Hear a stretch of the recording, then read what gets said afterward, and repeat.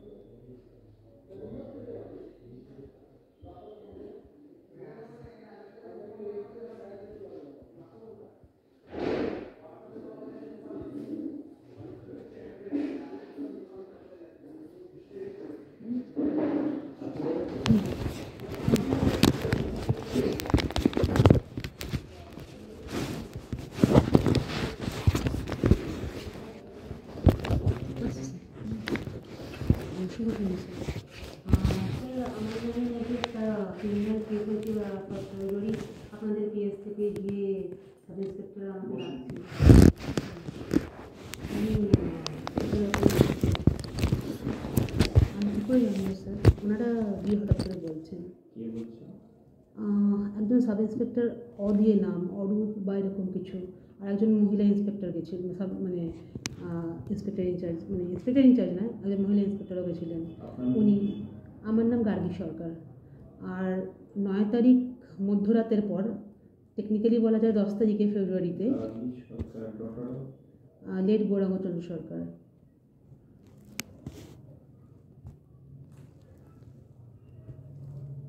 Address 15/23 Lenin সরণি,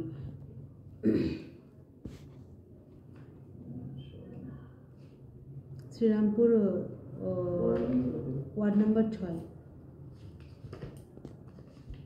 আমি আজকেও Pallavi, mobile number 7980282955। ঠিক আছে, যদি আপনার নামে কোনো ক্রিমিনাল কেস হয়ে থাকে কিন্তু থানার রেকর্ড তো সব খুঁজতে হবে না। আমাকেই মাত্র 1 ফেব্রুয়ারিতেই ওটা বললেন, তার আগে ওটা হয়নি। 1 ফেব্রুয়ারিতে বিকেল 4:30 নাগাদ গেছিলেন। হ্যাঁ, না ওনারা কিছু দেননি। না, আমি চেয়েছিলাম, জানি আমি সেটা। হ্যাঁ, পুলিশ কিন্তু এরকম বারবার মানে আমাদের বাড়ির সামনে গিয়ে হ্যারাস করছেন আমাকে।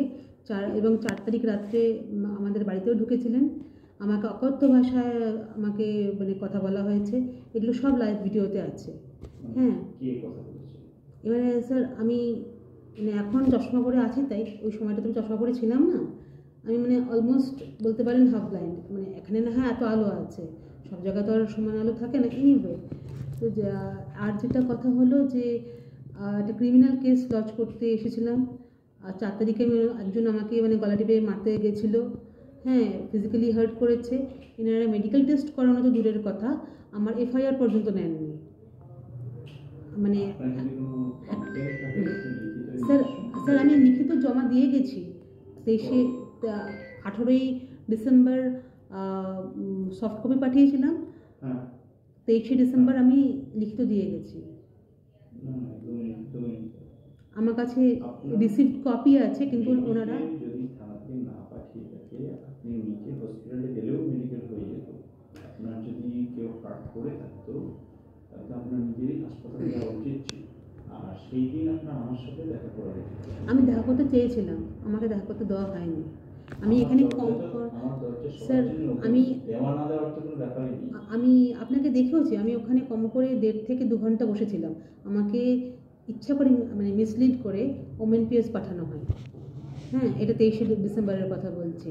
এবং স্যার 10 তারিখ রাত্রি 2:30 নাগাদ সবার জন্যই খোলা আছে। স্যার রাত্রি 10:30 রাত্রি 2:30 নাগাদ 10 তারিখে ফেব্রুয়ারি, মানে 9 তারিখ মধ্যরাতের পর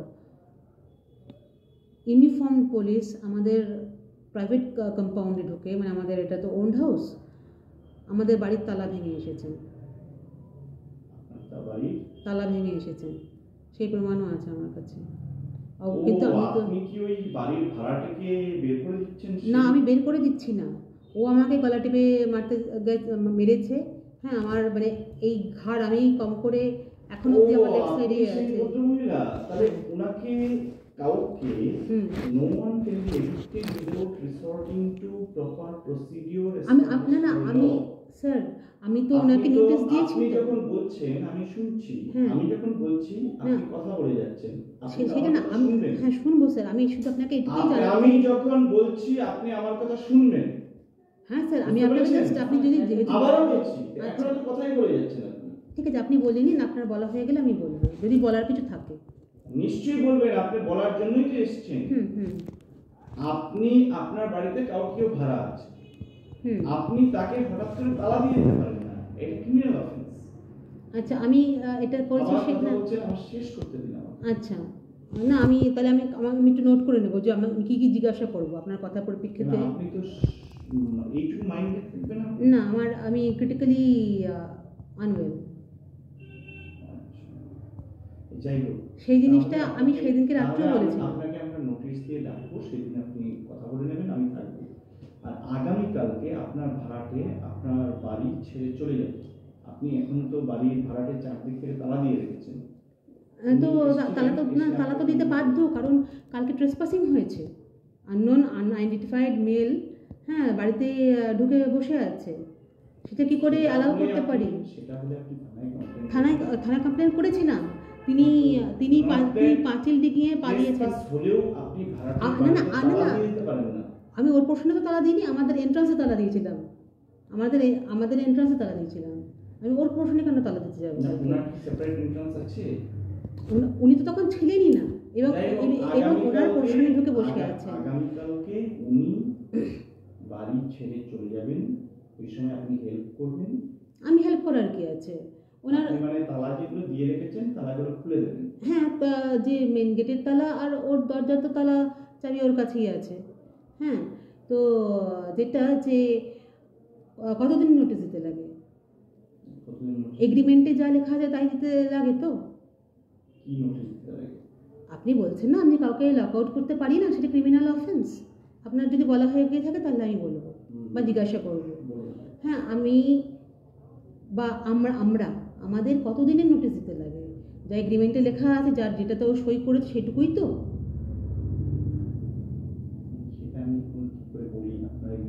এগ্রিমেন্টের কপি এখানে দেওয়া আছে।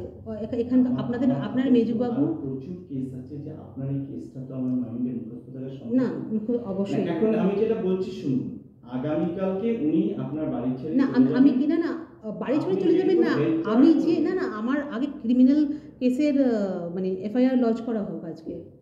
আপনি কমিউনিকেশন কমপ্লেন দিয়েছি তো 23 তারিখ, 18 তারিখে দিয়েছি, আবার 23 তারিখে দিয়েছি, এখানেই দিয়েছি। 18 তারিখে সফট কপি দিয়েছি, 23 তারিখে কমপ্লেনের কপি আপনাদের কাছেই আছে। আপনার কাছে কোনো কপি? আমার কাছে আছে, আমি ওটা নিয়ে আসিনি। নিয়ে আসুন, আমি আপনাকে সফট কপি দেখিয়ে দিচ্ছি। আমি আপনাকে সফট কপি দেখিয়ে দিই। আপনার তো পড়া দিয়ে কথা না। 1 মিনিট, আপনাদের ইমেল আছে না? হ্যাঁ, শ্রীরামপুর yahoo.co.in শ্রীরামপুর PS, আপনি ওখানেই পেয়ে যাবেন। না, একটা এগ্রিমেন্টে যা পিরিয়ড দেওয়া আছে তার সেটা কতবার দিতে লাগে নোটিশ? সেটা সিভিল ম্যাটার, সেটা আমাদের না সেটা আপনি বলছেন না যে ক্রিমিনাল অফেন্স হয়, কারণ টেনেন্ট অ্যাক্টে লেখা আছে 28 দিন। পার্টিকুলারলি কেউ যদি ব্রিচ করে কিছু কোনো ও তো ল ভেঙেছে, ও আমাকে না, আমি তো বের করে দিইনি, আমি ওকে বের করে দিয়েছি। রাতের পর রাত বেশ কয়েকদিন না, রাতের পর রাত নয়, রাতের পর রাত নয়, আমার কাছে সব কটা প্রমাণ আছে। না, বেশ কয়েক রাত নয় স্যার। আপনি ওই ভদ্রমহিলাকে নিয়ে পুলিশ গেছে? ওই না, ও 4 তারিখে যখন আমাকে মেরেছে, আমি শুধু এটুকুই আমার দাবি ছিল যে লিখে দিক যে ও যেটা করেছে, হ্যাঁ, সেটা অন্যায় করেছে এবং এটা আর হবে না। ও লিখে দেয়নি, ঠিক আছে? না না না, তাকে তো দরজায় তালা দিইনি, তার তো দরজা খোলা ছিল, কিন্তু সে আমাদের দরজা খোলা ছিল না, দরজা না না, দরজা খোলা ছিল, মেন গেট খোলা ছিল। আমি আমার দরজা খুলিনি, ওই দরজা তো খুলে দিলে ও ঢুকলো কি করে ঘরে? আমাদের বাড়ির অন্য ভাড়াটের না, অন্য ভাড়াটের না, না আমি ঢুকতে দেবো আর কি প্রতিদিন? তারা ওখানে ভাড়া থাকে, তারা বাধ্য নয় ওখানে ঢোকাতে। না আগে না আপনি, ঠিক আছে, আমি আপনাকে দেখাচ্ছি, আপনি কি এখন এফআইআর নেবেন কি না? আপনি রিটেন কমপ্লেইন নিয়ে আসুন। রিটেন কমপ্লেইন তো আমি জমা দিয়েছি 23 তারিখ, আপনাদের রিসিট আছে। সেটা ভুলে যান, সেটার জন্য ঠিক আছে, আমি এখন লিখে দিচ্ছি, আমি লিখে দিচ্ছি। এফআইআর নাম্বার দেবেন তো? হ্যাঁ, অ্যাবসলিউটলি। এফআইআর করার মতো হয় লিখে দিচ্ছি। সেদিনকেও তো মানে যে কপিটা আমি এফআইআর করার মতো হলে নিশ্চয়ই নিয়ে আসুন। করব। করার মতো না হয় তাহলে না, করার মতো কোন বেসিসে হবে না? কেউ যদি আমাকে ফিজিক্যালি হার্ট করে থাকে, কগনিজেবল অফেন্স হলেই করে। হ্যাঁ, কেউ যদি, হ্যাঁ, কগনিজেবল অফেন্স তো অবভিয়াসলি। ঠিক আছে, আপনি লিখে নিয়ে আসুন। ম্যাডাম একটা পেপার দেবেন প্লিজ, একটা না দুটো লাগবে, কারণ আমার একটা কপি রাখবো তো। সীমা দিয়েছে ভিতরে।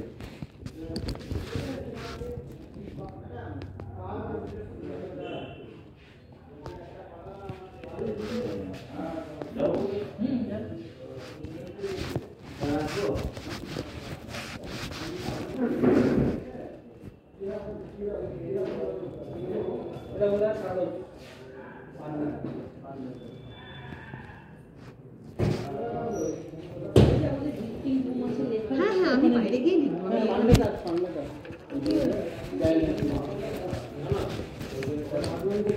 আপনাদের কি এটা ভিজিটিং এরিয়া? মানে আমাকে বললেন ভিজিটিং এরিয়া। ওই যে বাইরে টেবিল আছে, টেবিলে দাঁড়িয়ে ওইখানে ভিজিটিং এরিয়া। আচ্ছা, আমি আসলে জানি না, সরি, ওই জন্য জিজ্ঞাসা করে নিলাম। Thank you.